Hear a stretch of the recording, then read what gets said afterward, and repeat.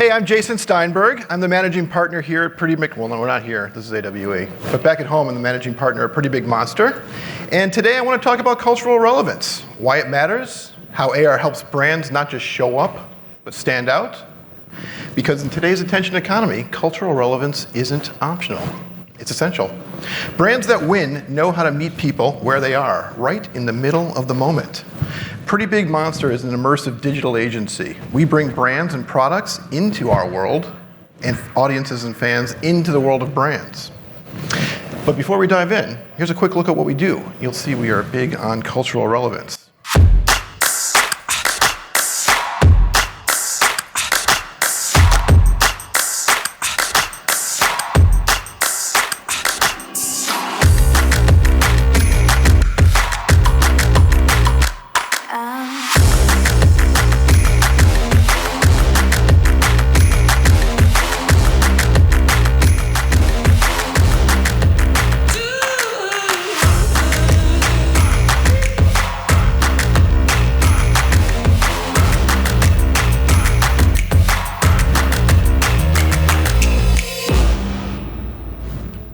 All right.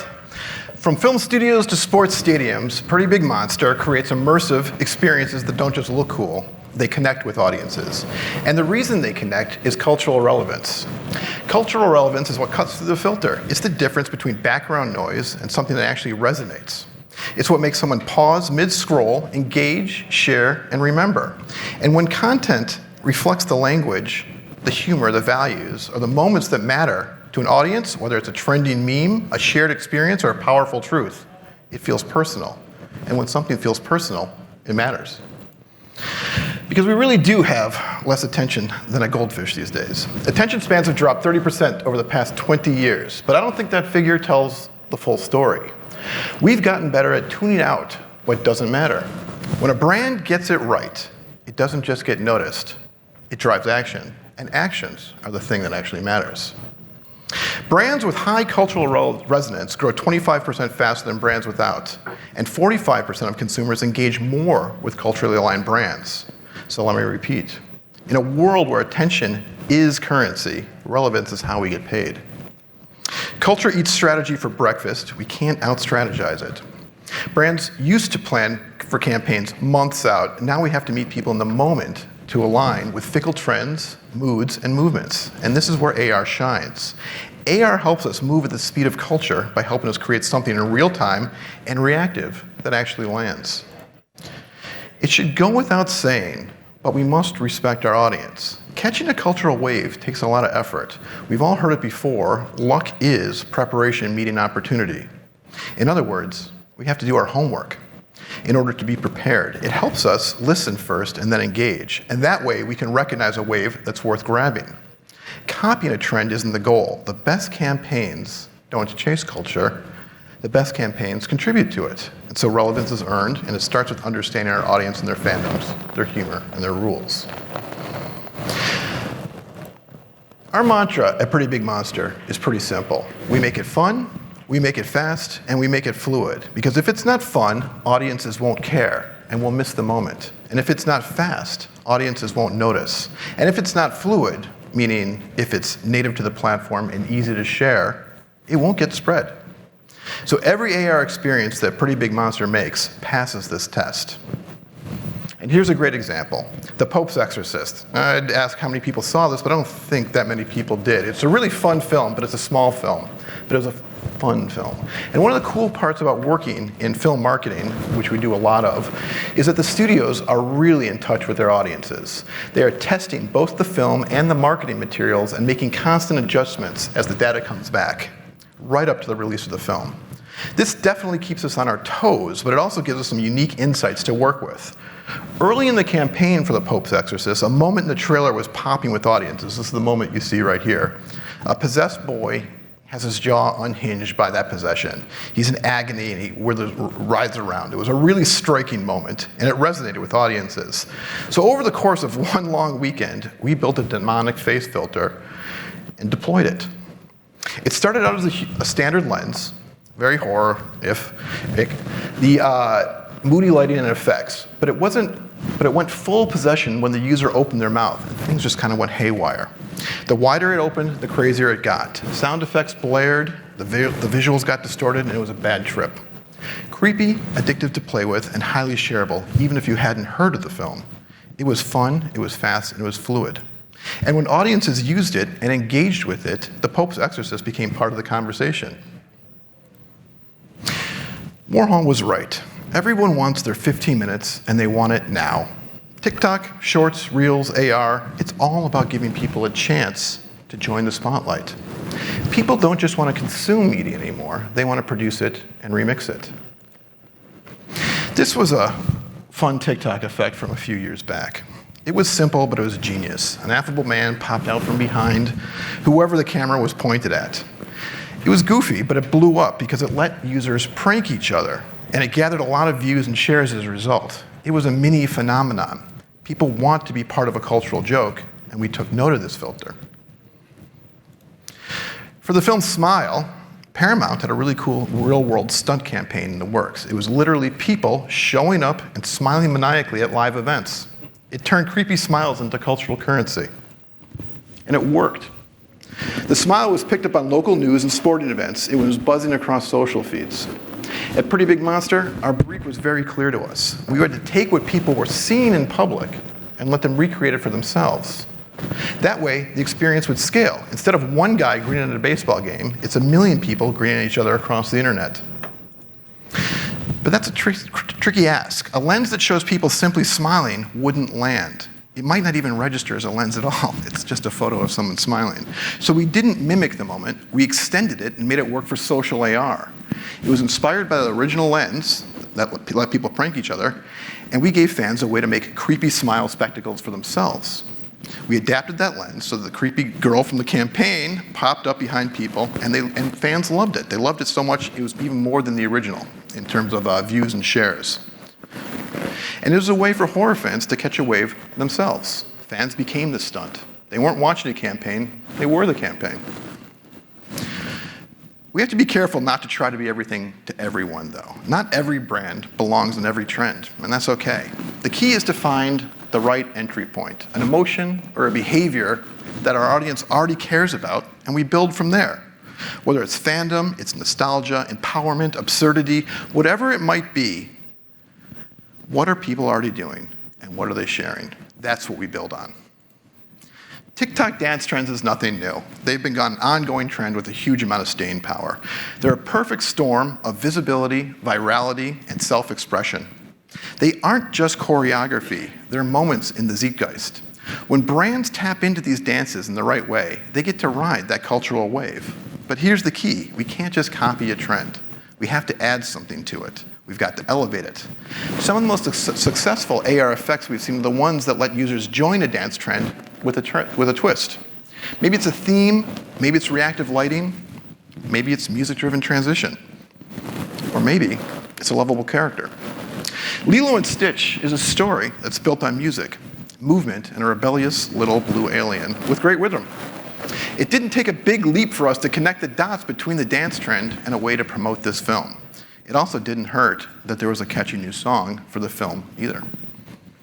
So for Lilo and Stitch, we wanted to do more than just celebrate the film. We wanted to catch that dance wave and get audience hyped about seeing the film in theaters, literally get people on their feet.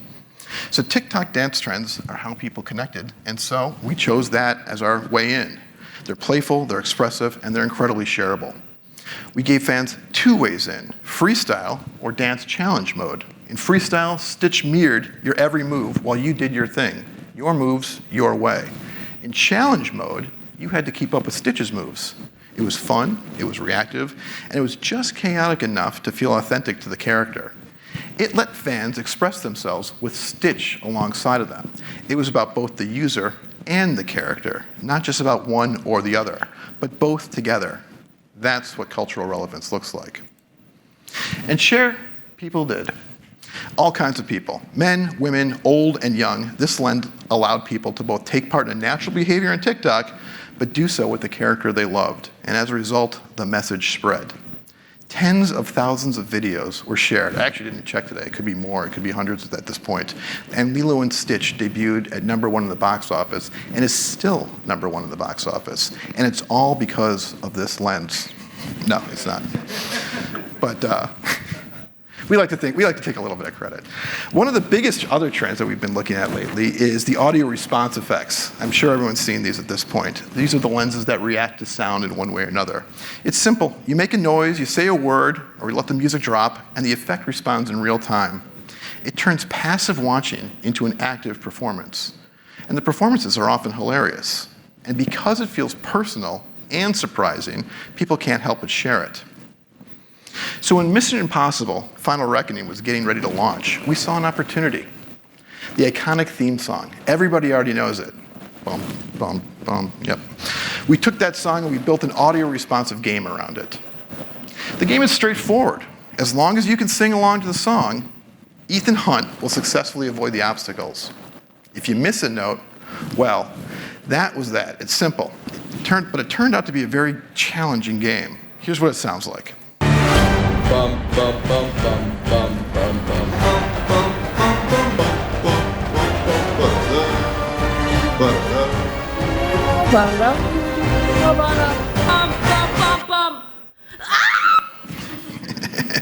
It's really challenging. And in fact, I've never actually made it all the way to the end of the game myself, so it really was a mission impossible for me. But by pairing this iconic song with the audio response trends, we helped propel Mission Impossible to the largest opening of the series. It was timely, it was simple, and it was effective. It honored the brand and the gameplay, and it was fun, fast, and fluid. So we were very happy with it, and so was Paramount. The medium is the message. But with AR, we're not just delivering a message, we're shaping how a message is experienced. And that experience enhances the message. With the AR, the message becomes reactive in real time. When someone wears our campaign on their head, interacts with it, shares it, the AR becomes intrinsic to the message. They're inseparable. That's a totally different level of engagement than watching a TV spot or seeing a billboard on the street. It's why AR isn't just a gimmick. It's a channel for emotion, identity, and cultural connection. Recently, we began working with the Hologram Media Network. They have distributed holoboxes across America. This is a new medium, a new digital canvas for us to paint on. These actually debuted here at AWE a few years ago. It's a medium that breaks free from phones, headsets, and all the normal constraints we work with in AR. We see holograms not just as the next evolution of out of home. It's not just display, it's engagement. They invite people to look twice, to pull out their phones, and share what they're seeing. And when we bridge physical and digital culture in a seamless, memorable way, it makes magic. That's not just media, that's moment making, and that's relevance. So again, we saw another natural pairing between holograms and a Minecraft movie campaign we did for Warner Brothers. We didn't want to just promote the film, we wanted to bring it to life. The message wasn't Minecraft is coming to theaters. The message was you're already aware of a Minecraft movie. It's in your world. So we used these holographic AR to bridge physical and digital, and then surrounded our audience by deploying holograms at malls, scannable collectibles, and lenses that turned fans into Minecraft characters. It was everywhere the fans already were. So in malls across the country, holographic displays looped custom cinematic animations from the film. If you haven't seen these holoboxes in person, they're quite striking. They make it seem like what's in them is real and right in front of you. People don't need a phone or device. They don't even need to know what Minecraft is. They simply saw a portal into the world of Minecraft itself. The hologram brought the characters to life, right there. No app, no headset, no explanation. And it did so across America in 46 locations. Each one had an AR collectible associated with it, launched from a QR code that extended Minecraft into our world.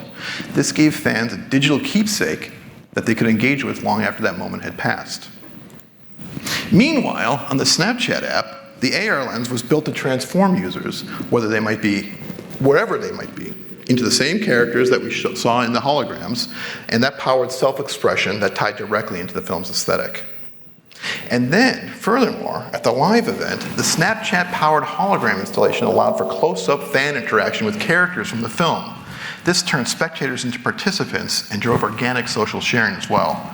We gave fans open-ended tools to express their fandom in their own culturally relevant ways. And when you pair that with AR collectibles and Snapchat selfie lenses, it becomes a virtuous circle. The world enters your space, and you enter its. And that's the medium of its experience, and that's what makes it matter. SoFi Stadium is a different challenge altogether for us. They gave us 70,000 square feet of interactive space to play with. The biggest screen in pro sports, the infinity screen. It's a canvas for AR-driven moments that tap into fandom, pride, and play. AR experiences on the infinity screen turn passive spectatorship into an emotionally resonant moment that is effectively a relevance factory. Our first challenge in this unique screen was from Nickelodeon. They wanted to slime the entire stadium, to turn the crowd into brand ambassadors and create a live, shared moment. And we did that. Fluid dynamics is not an easy thing in AR, but we figured it out, and everyone in the stadium had the opportunity to see themselves and their fellow fans covered in slime. And people weren't just cheering, they were reacting, they were participating, and they were remembering. And they could enjoy that experience not just in the stadium, but also at home by scanning the snap code. When we first partnered with the LA Rams, our AR moments were one-off surprises, quick hits designed to wow the crowd. But now, we deliver nearly 12 minutes of original content at every single home game. It starts with the Rampede captain hyping up the crowd behind reactive AR Rams heads. He revs up the fan until everyone's eyes glow electric blue. Then, at the first break, we rain down American airline miles on lucky sections, clink Bud Light bottles between plays, and drop the crowd into the iconic Bud Light helmet. But nothing gets people going like the money grab. Every time it hits, people go absolutely nuts. They wave their hands in the air, and the stadium erupts. What began as a spectacle has become a tradition, and the fans can't get enough. AR takes these shared cultural sports moments to the next level and turns them into something that's shareable. Influencers really are the secret sauce. They don't just react to culture, they create it. They set the tone, and we often work with influencers. They decide what's trending, what's cool, and what's worth sharing. When it comes to platforms like Snapchat, TikTok, YouTube Shorts, and Instagram Reels, they are the front lines of cultural relevance. So when we think about AR, we don't just think about reach, we think about resonance. A good influencer doesn't just deliver impressions, they deliver resonance. Because sometimes a lens doesn't go viral because it's technically amazing or very cool. It goes viral because the right creator picked it up, played with it, and made it theirs. And in their turn, their audience embraced the lens for themselves. And let's be honest, unlike a Super Bowl spot, a TikTok creator does not cost 7 figures. A well-placed, well-matched influencer can ignite a moment that even the biggest media budget can never buy outright. So yes, influencers can be bought, but the best results happen when they buy in. We're very lucky. We have the stars for the films to be our influencers, whether it's the cast from Twisters or Ghostbusters or Tom Kenny, the voice of SpongeBob SquarePants. We are very fortunate this way. But sometimes we create specific content specifically to appeal to influencers so that they will spread the word effectively. And this is what we did for Cinderella's 75th anniversary. Disney created a stunning influencer box to celebrate Cinderella. From the outside, it looked like a beautifully designed magical pumpkin. On the inside, there was a real glass slipper. But the magic wasn't designed, or wasn't inside the box, and it wasn't the slipper. The magic was the box itself. We brought it to life with AR. And here you can see the development process. First, we honed the marker, which was very challenging, not easy based on the shape of the box. It threw a lot of shadows. So we had to get very clever with how we attacked that. Then we hung the various 3D elements and animations off of the marker. And then we brought it all together in a viewable lens. With the help of AR, the pumpkin was transformed right before everyone's eyes into the Cinderella carriage, animations and all. It was a big reveal moment. It was a transformation moment. It was a storytelling moment. And it was a magic moment. And it resonated with influencers. Hundreds of thousands of views, likes, and shares were generated. And the AR was heavily featured in every single video. That's the power of combining physical objects with immersive tech. The influencers didn't just unbox a product. They experienced a bit of magic, and they shared that magic with their millions of followers. And that combination of influencers and magic equated to cultural relevancy. Okay, I'm going to change direction a little bit here and share some concrete things, some formulas for success. Trend chasing does not equal catching a wave. Just because we're going after a trend does not mean that we're suddenly going to be relevant. Showing up for a trend in a timely manner isn't a magic ticket to relevance. With jumping on a trend with credibility is what makes us relevant. Without it, we just look like we're trying too hard. We're not trying to chase the trends. We're here to promote something for clients. And we do that best by helping them contribute to culture in a way that feels true to the brand while providing something meaningful to their audience. There are more communities online than can be counted, each with their own unique culture. We can't shortcut our way into them. If we don't understand the language and the tone or the community, then our work won't land. Audiences can tell if we're faking it. If we hijack a moment without context, if we turn fandom into a gimmick, if we mistake attention for permission, the work fails. Respect isn't optional, it's the cost of admission. We need to learn the rules, then we create. If we do that, we're part of the story. If we ignore it, we become the punchline. The formula is simple. Content combined with respect yields real engagement. That's how we catch waves, not just chase them. If we don't understand our audience, we're just a brand awkwardly pulling up a chair at the cool kids table, uninvited. Yes, tap into trends, moments, and conversations that your audience already cares about, but that's just the beginning. Engagement is earned, not assumed. It's not just clicks and views, it's about people choosing to spend time with us. Engagement is not cultural relevance. We don't measure cultural relevance in views. We measure it in what people do because of our work. When we make them feel something, joy, pride, nostalgia, and then inspire them to share it, remix it, talk about it, whatever that might be. That's the relevance. Relevance happens when emotions lead to actions, when people champion our brands for us. That's when we made a connection, and that's when the work truly matters. And AR allows us to move at the speed of culture. This is why we love it. It's fast, it's flexible, it's fun, and it's built for making moments matter.